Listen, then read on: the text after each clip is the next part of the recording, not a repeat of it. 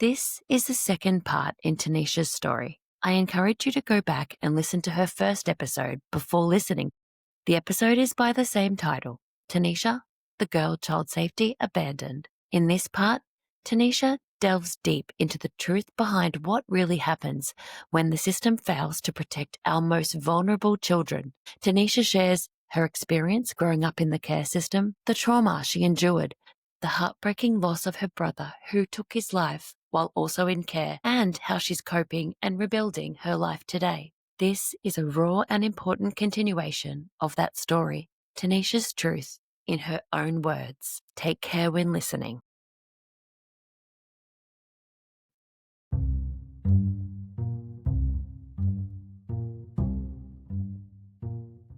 Welcome to Once Upon a Real Life with Belle. This podcast is proudly supported by our friends at ActiveFlex, the Australian family-owned and manufactured gel designed for long-lasting relief of sore muscles and joints. Don't forget to follow, subscribe, and leave a comment so you never miss an episode and can join in the conversation. Just to jump on here and give a little bit more context on a little bit more of the extent of the abuse that I went through, as well as some of the effects that I had on me when I was going through that, as well as when I was growing up and away from that. I spoke briefly about living with a carer who had another girl in her care, who she kind of treated like a bit more of a daughter than anything. Away with a lot of things and a bit of a bully to me, the other girl. I didn't get much attention for the things that she got. It was really weird. Like, she had a husband or partner, whatever he was, slept out in the shed, and he was really nice to me. And he could see that the girl was favoritized, whatever the word is, over me by the carer. And then, I spoke about how she said, I'm going to this new place for 5 days just for no reason. I had no context behind it. So, I just kind of packed up my bag and went and stayed with this person.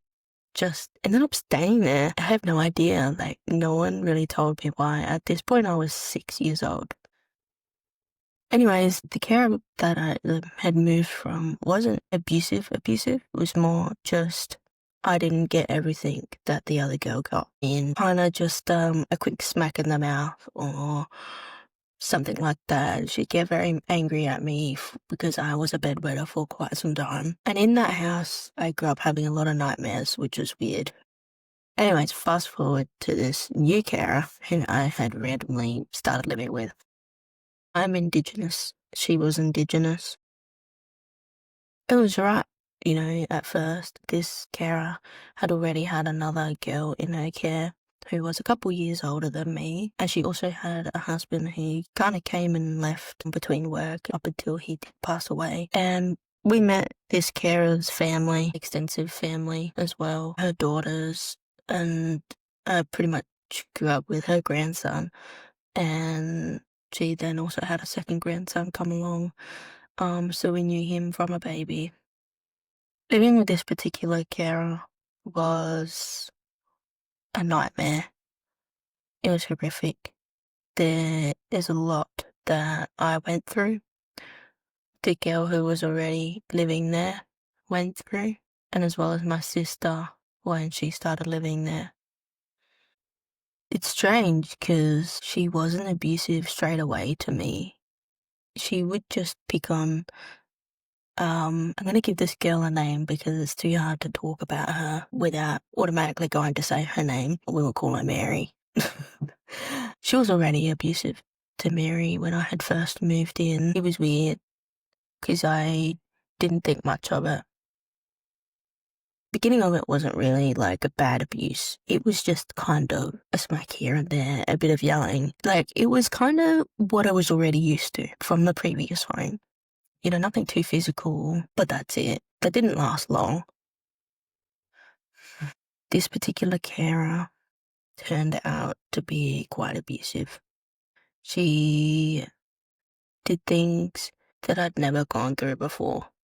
She had brainwashed me to believe that my family didn't want me, and that's why I was in care. By the age 8, I started to believe her, and this is when I introduced myself into self-harm behaviors. Whenever my carer would catch me self-harming, she would hurt me physically by either slapping my self-inflicted scratches and telling me that if I really wanted to die, she could kill me. On multiple occasions, she has held a knife to my throat. So that's pretty scary. If I was ever told off, sometimes my carer would make me sleep in the pitch black all by myself in the other end of the house. I was traumatized. I'd stay up crying all night. And if I was too loud crying, she would come and hurt me as a way to shut me up. She would drag us through the house by our hair. In public, she would pretend to be nice. She would, but kind of sly ways. She would pinch us or kind of hold our hand really tight. And when I first moved in with this carer, I was very malnourished. I was very underweight. You know, I wasn't used to eating good food because the carer beforehand didn't cook very much. Not at all. If that, but not at all. But so I wasn't used to the food cooked. Despite everything that this carer did, she looked after us at the same time. So it's really, that's where the psychological part of it came into play, because you're treating us bad, but, you know, we're always fed. We're always in good clothes. We're always clean. She was very, very big on making sure we looked presentable when we left the house. Very, very big on it. Like, we would get told off if our hair was not brushed properly or if we looked daggy in any kind of way. But when I first came in, like I said, I didn't really eat much. So she used to make me sit at the table all night until I had finished my tea. And if I tried to fall asleep at the table, she would hurt me in ways such as poking or hit me or squeeze me. One time, no, not one time, multiple times, she forced fed me, and I recall being force fed to the point of throwing up, and she made me clean up my vomit using only my hands. Whenever this carer would tell me off, her favorite name to call me was an attention seeker. I don't know why. To her, that was her go-to nickname for me. That was just her go-to insult. It was an attention seeker, or I was a skank in her eyes. Every time I was crying for being abused while she was abusing me, she would laugh and tell me to my face that no one was going to save me. She would tell me to cry louder, and if I did, she would hit me and tell me that no one cares and that no one loves me. And I was pretty much all she had. That is what she brainwashed me to believe for a long time. The whole time I lived with her. Yeah, as I said, she'd make us skip days if we were too bruised up. We were pretty much treated like slaves. We did all the housework. We had to. We were forced to. We did dishes every day. We had to do the washing every day. We had to do all general cleaning. She would call us her slaves. When I got a little bit older, around age 10, 11, she would make me cook tea each night. I mean, I already liked cooking. Not that I'd really done it much, but she taught me how to cook but also forced me to cook all the time. And if I obviously made a mistake or got in trouble, she would abuse me or hurt me, like hit me in some kind of way and tell me off. And I don't know. She used to like to purposely make us flinch, and then would unexpectedly hit us when being told off after making us flinch a few times, and then actually go ahead with what she was pretending to do. She used all kinds of physical abuse, all different types. Yeah, she would restrain us. She would use our clothes to restrain us. It would use her weight against us to restrain us, to restrain me. She would kind of use any object on hand to hit us. Try to burn us with a lighter. Suffocation. She liked choking us. Um, Quite an extensive amount of abuse.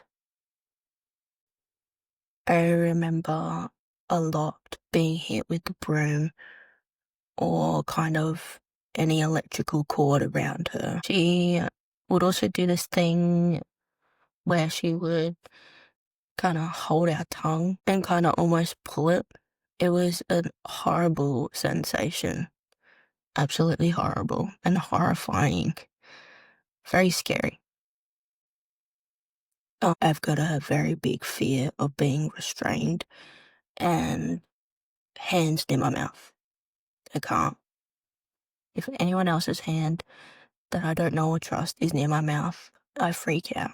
Sometimes she would tell us not to look at her when she was telling us off, and then would hit us in the face and change her mind and get angry because we weren't looking at her. Really strange.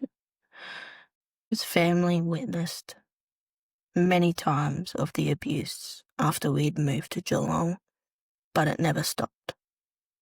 Everyone around us let it happen that knew about it in her family. It was like they didn't care. Another thing she would make us do is hurt each other. That was really hard. Me, my sister, and Mary, she would force us to hurt each other. And she'd sit there and watch. And if we didn't do what she wanted, she done it herself and then hurt us anyway.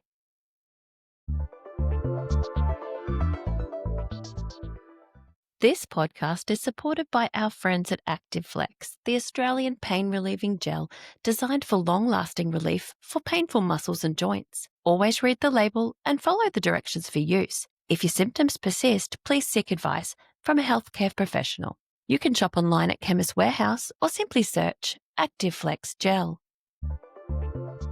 Mary has gone through a lot. I know she has. Me and her have made our peace with everything that we've been through together and everything we've done to each other. You know, whether or not it was forced or what.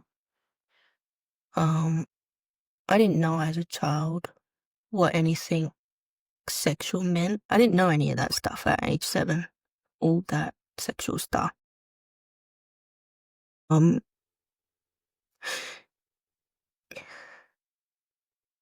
Mary abused me. She sexually abused me. And she was 8.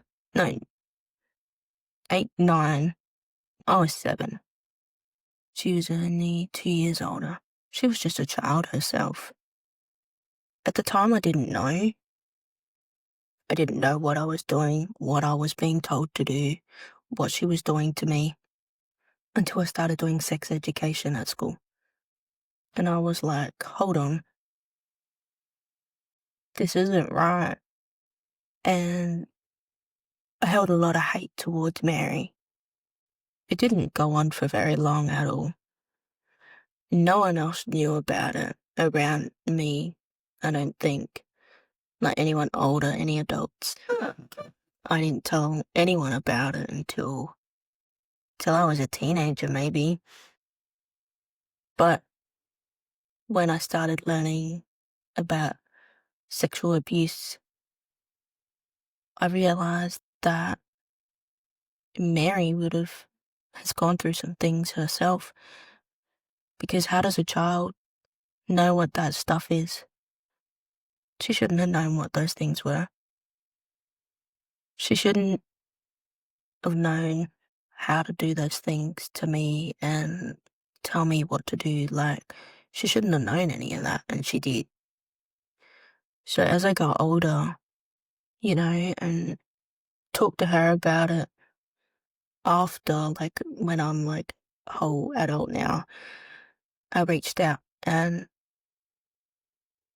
she apologized and I've forgiven her because, yeah, what she did wasn't right, but she was a child herself.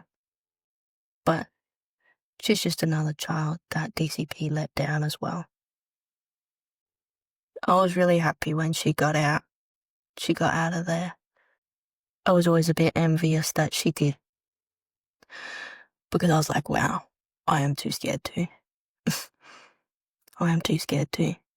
But she got out. And she always talked to me at school, always checked up on me. I don't know, I felt really stupid when she tried to get me help. She tried. She told the school that I had this recording, and I turned around and said, no, I don't have any recording, and I deleted it because I was so scared. I can't really remember what happened after that. But, yeah, she did good. I mentioned, a fear of toilets. It's a strange fear, I know. I truly don't know or remember how this fear came about, but it came about. A very young age, up until I was an early teen or so, I physically forced myself not to go to the toilet due to that fear of the toilet. And, ultimately would end up with me having accidents. Instead of getting the help that I needed, my carer she would rub my pants in my face. And it didn't matter what accident it was. She did that. Rub my pants in my face and watched me shower. And she would control the water temperature. She also did this to my sister, who has suffered her whole lifetime bedwetting. Also a really traumatizing thing that happened growing up. It got to a point where I would hide my underwear if I had had an accident. I mean, she soon found out because I was running out of underwear all the time. Um, but it's just, yeah, it's really embarrassing because it's like, wow. I guess that's a bit more in depth to the abuse that I went through. And it's frustrating that this one carer was able to care for us and treat us the way she did. She used to go to church, actually, and make us go to church and just put on this whole Christian, innocent lady doing a good thing for 3 random kids to everyone around us. That is how everyone looked at her, and only very few people knew what she was actually like. And that's scary. You felt so alone And that is how I felt. I have no doubt that is how many kids in this system feel. You feel so alone. Everyone around you that is supposed to love you has abandoned you. That's how you feel. That's how you feel because you're trapped. And it's really hard to get out of. And I think that's why when we had moved back to Adelaide, South Australia, I really took for granted the freedom that I had living in the resi home. Because for the first time in my life, I didn't have fear I didn't have fear in me going home because I did something wrong. If I made a mistake at school, I was fine. I wasn't going to go get yelled at or hurt when I got home. You know, if I didn't want to eat all my food, I wasn't going to be forced to eat all my food. If I made a mistake at home, I wasn't going to be forced. I wasn't going to be told off. I wasn't used as a slave to clean every day. It was such a different life. And it was really nice. It was really nice. But being so young and just having that first taste of freedom, I took it for granted and I started messing up a lot more. Because, yeah, although there's a lot of freedom in that kind of housing situation, there was still no love. I had to go and find things that I liked doing, which eventually got me into smoking. I started smoking marijuana, and it was something that I actually fell in love with because I got to hang out with my friends and it'd be cool, you know. We just sit there and laugh. Uh, I never laughed like that in my whole entire life, especially when I was stoned. Like, and then I got separated from my sister, Nikita, while living in the group home. She got kicked out and, ended up where she ended up. Our brother died in 2016. Shortly after that, I was living alone. Well, I had my own house. And I was in a domestic violent relationship and I was just left there. And again, I was back to square one with being abused. A whole different concept of abuse. I just felt so alone again. I was just like, wow. I had this taste of freedom that got taken away so fast. And it really hurt. I feel like DCP should have helped me. First of all, we touched base on the whole fact I shouldn't have been living alone to begin with, which is true. I shouldn't have. But, that happened. And then I got with my ex and I was being abused again. I was back to square one. Now, obviously, like I said, a different concept of abuse. When I got involved with him, so much changed. So much changed. I got into drug and alcohol use, quite a lot of rebellious behaviour. I started getting into trouble with the law, started getting into fights at school. Because with that relationship, the abuse followed me anywhere I went. It didn't matter where I went. Even if I was alone, it followed me. Like in the DV relationship, that followed me. Our relationship was labelled domestic violence by everyone around us. The school, DCP, our friends, my family, his family. Everyone around us knew that it wasn't a good relationship. I constantly had police at my house.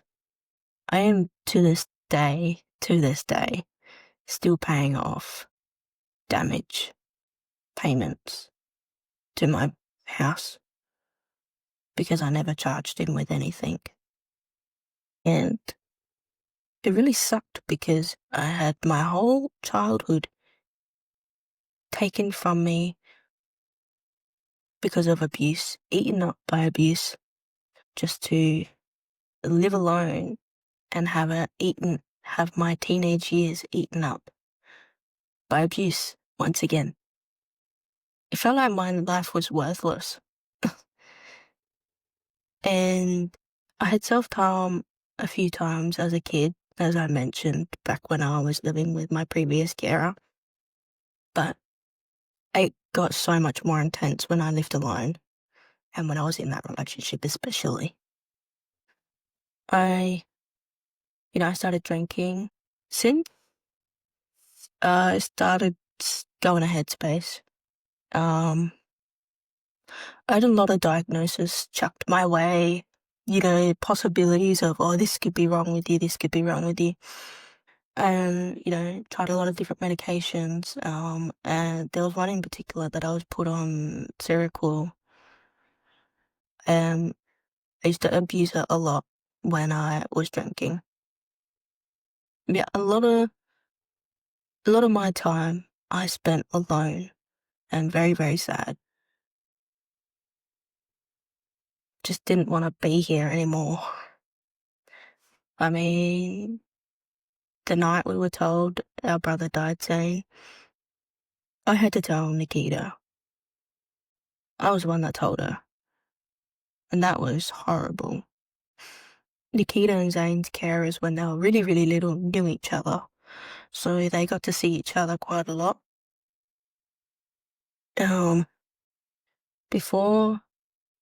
Before Zane died, he was living with this male carer in Kautaui, only a couple of towns away from Port Pirie where me and Nikita were in the resi home. And he would come and drive Zane in and out of town, to come see us. And they removed Zane from there. And it was devastating. It was devastating. It was really, really sad. Because they moved him down to Adelaide into a resi home, which is where ultimately he ended his life. Harrowing details have emerged about a 13-year-old boy who took his own life while in the care of Families SA. An inquest has heard Zane Chilcott was desperate to speak with his mother on the night he died, but wasn't allowed to make the call. By the time he was 13, a troubled young Zane Chilcott had been shunted to no less than 18 different homes. In October 2016, his lifeless body was found inside a Families SA residential facility. His father says his senseless death was entirely avoidable. Parents should die before their children, all right? They took him away when he was 2 and I haven't seen him since, only in a morgue. An inquest into his death has heard that on the night he died, a call to his mother went unanswered.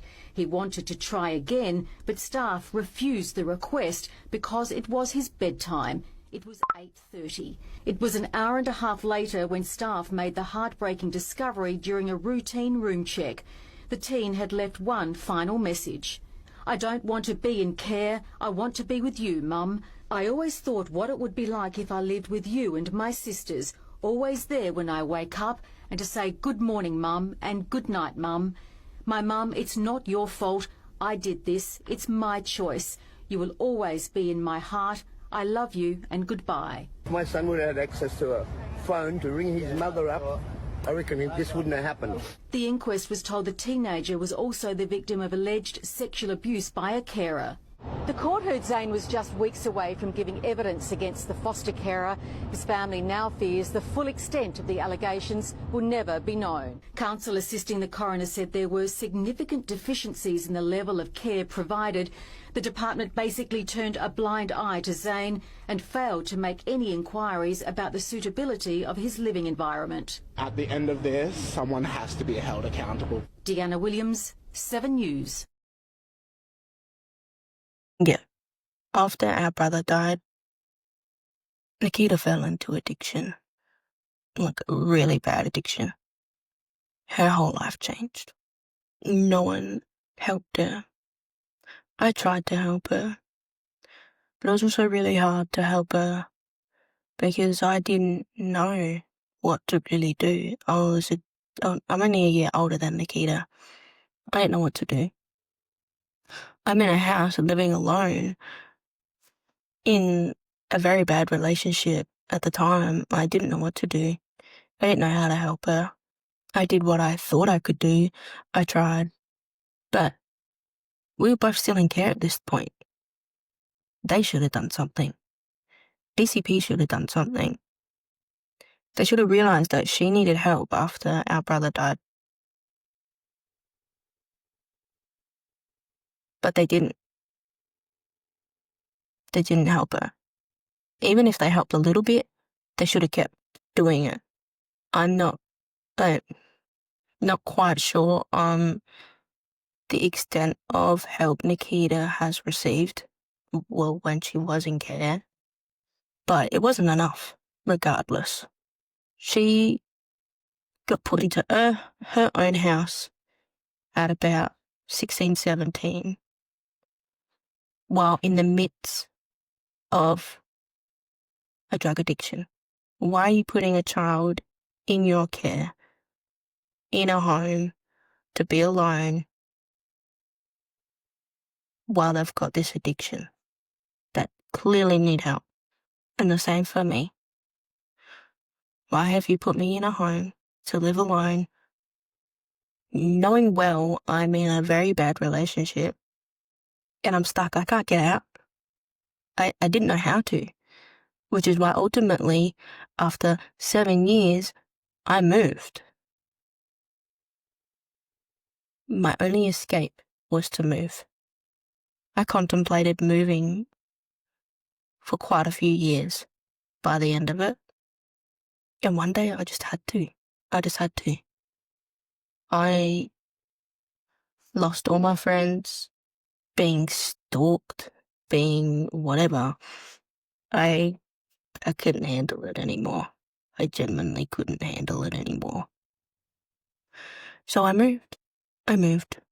Between the ages 18 to 21, in my first few years of being out of care. When I was 18, I did get put into a program called TALI. It's like transitioning into an adult and learning to be independent, which was just kind of like a worker who came and, checked in on me and just trying to see how I was doing out of care. I was no longer in care then. I was in a second house that was provided to me by Housing SA. That is where a lot of my depression kicked in hardcore. I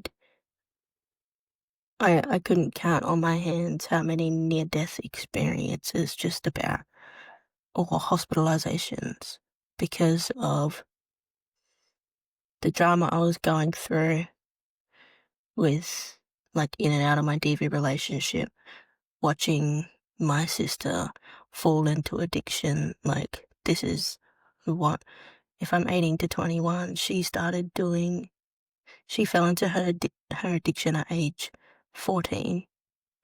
So this is already 4 years in. Very bumpy friendships. And this is when drinking started taking a toll on me. I started drinking a lot. It was hard. And obviously dealing with the fact that I wasn't in care anymore. I was all alone. I had no one. Even though no one was really around when I was in care, I couldn't run to anyone when I desperately needed. Who was I supposed to go to? I had no guardian. I was all on my own.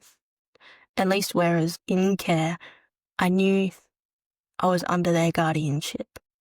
I knew I had social workers I could go to. Or, but I didn't bother because they didn't seem to help me, but just that knowledge that someone's there. But once I was 18 in my second house, that was crazy. I didn't know what to do. It was very scary. In this house, I kind of got used to living alone. By then, I kind of got into a routine where I'd sleep all day and stay awake all night, which wasn't helpful because sometimes I barely slept. But I really hated sleeping at night. I was still too scared to do it. I mean, I was still very scared living alone regardless. And I don't think I could do it to this day. I don't think so. Being lonely is like my biggest fear. I don't want to be in that lonely space anymore. Or ever again. There are so many dark corners in children's lives that I know what those dark corners feel like. I know what they feel like. I know what they look like. And if sharing my story is bringing a little bit of light into my dark corners by sharing them, by sharing my experience, then that's what I hope. I hope it can reflect into other kids' dark corners and help them. We need to use our voice. Our voice is what lights up those dark corners. And it took me 20 years to realize that and have the chance to use my voice as my light.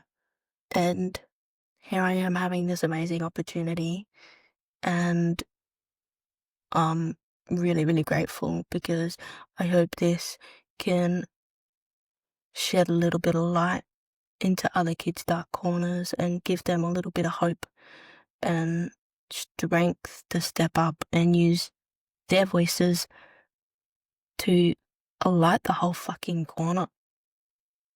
Use your voice and do it.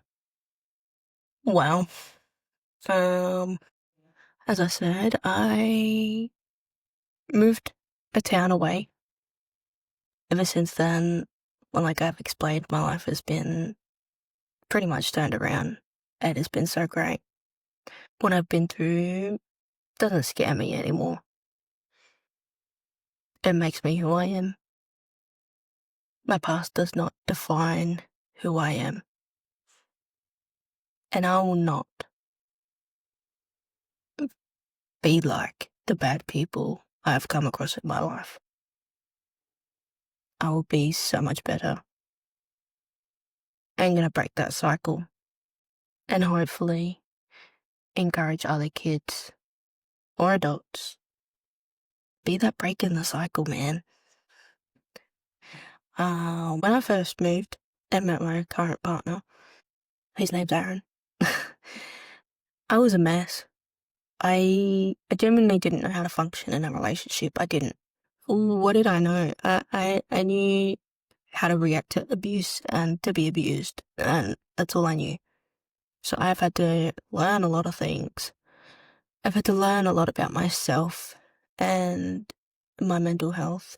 I've been doing counselling for as long as I can remember, and only this year, before I turned 24 in March, I finally got diagnosed with borderline personality disorder.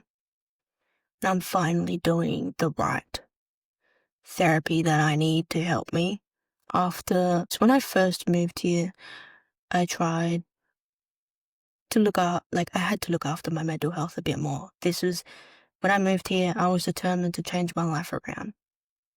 So I started to really put my head into counselling, asking the questions that I've been too afraid to ask when it comes to my mental health. Not being afraid of being looked at as just some crazy kid. I don't know. When I moved here, I started focusing on myself for once, focusing on me and doing what I wanted to do. As I said previously, drinking, and I met my current partner, he let me move into his house and we made it home together. I have my cat, Princess, who I had, by the way, ever since I had my own house back in Port Pirie from the first house I had. So she's moved in with us. She's gorgeous, and we have 2 other cats, which is amazing. We have our little family, you know. In April, I unfortunately had a miscarriage. And that sucked. That sucked. But I'm still very hopeful for the future. My time will come when it comes. And right now, the love that I do have is going into my brother and my sister. You don't have to be stuck in this system.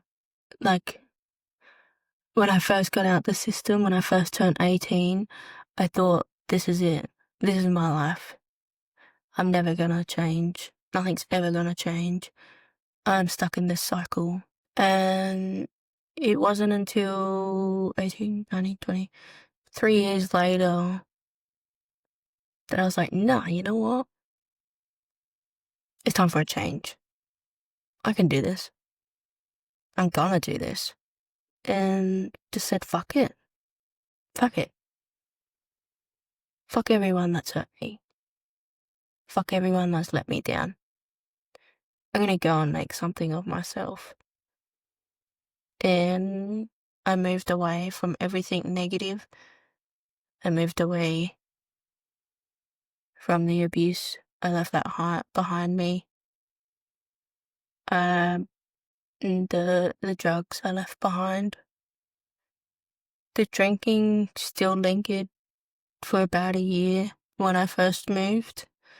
Once I realised how important my current relationship was to me and to my partner, you know, because he opened up and said that he couldn't handle seeing me drink. It was like, wow, you care about what I'm doing to myself? That is what made me click and go, you know what? Fuck this. No, I'm going to quit drinking. And I did. I did. Started only, at first I just cut down a lot. And then about last year, I actually found out that I have liver disease, which is caused by an operation that I had on my heart. Because as I said, I've got a heart condition, which isn't quite clear how I've gotten that, but, you know, it is what it is. And that's kind of scary as well, knowing that I've also got liver disease, so basically I've got a bit of cirrhosis on my liver.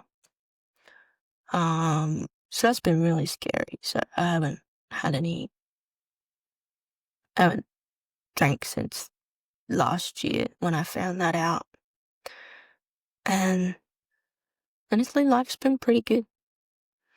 I've had a few bumps in the road with working. Working was a bit shit, especially my last job. That was a bit hectic. It was a lot to take on, but it was my experience in knowing what it's like to have nothing, and my experience in knowing what it's like to struggle, that got me that job. And the fact that I want to help people, that also got me the job. And it was good. I was there for about 12 months, 13 months. But after, and then, like I said, in about February, I was finally diagnosed with BPD, which has also helped me be able to understand a lot about myself as well. And then soon after, I experienced my miscarriage, which is then what kind of led me to quit my last job. And ever since then, I've kind of touched base with painting again and a couple of my hobbies. Yeah, not too much, but life is definitely really good.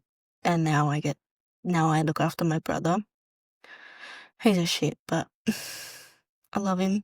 And me and him used to be very close as well. So he's growing up, but it's a lot different now.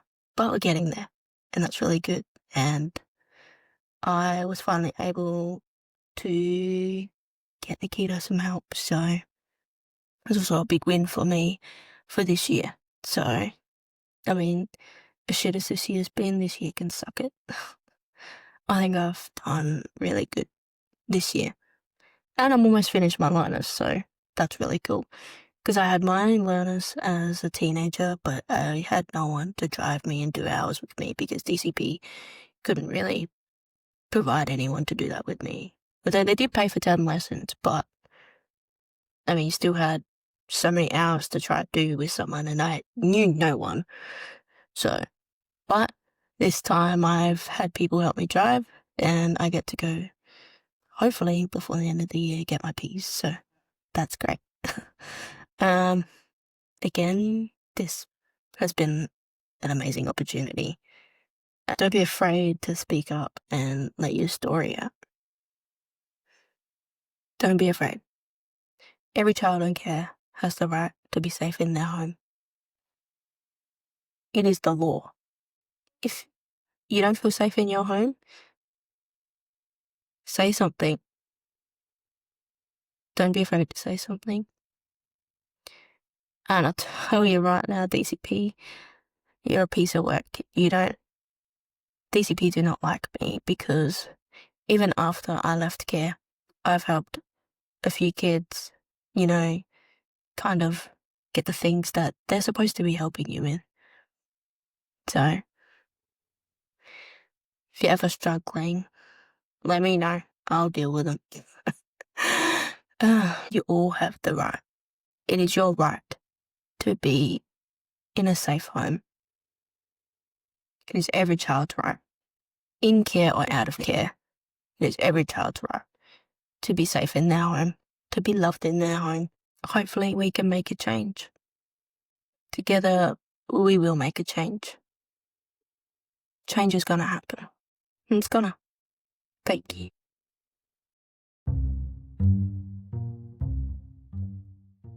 Thanks for listening to Once Upon a Real Life with Belle. This episode was brought to you by Active Flex. Don't forget to follow, subscribe, and leave a comment. And if you loved this episode, go back and check out our previous conversations. There are so many stories you won't want to miss. Thanks again for listening.